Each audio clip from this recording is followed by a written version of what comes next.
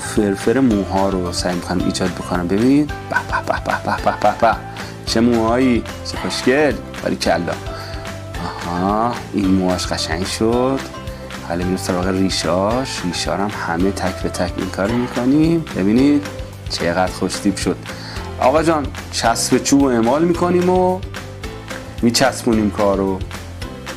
آره ببینید این الان کار کامل شده، یعنی استراکچرش کامله. میریم سراغ سمنت کار. میکرو سمنت رو ور میداریم و آقا بزن، الهی امید تو. ببینید چه خوشگل شد. حالا میریم سراغ پتینه کار. رنگ روشن و زیر کار میزنم و رنگ های تیره رو در 2 مرحله سعی میکنم که روی کار اضافه کنم. حالا من با انگشت راحتم، حالا اگه شما دوست داشتین با قلمو، با هر وسیله‌ای که دوست داشتین کار بکنیم. الان قسمت های تیره ترم اضافه کردم.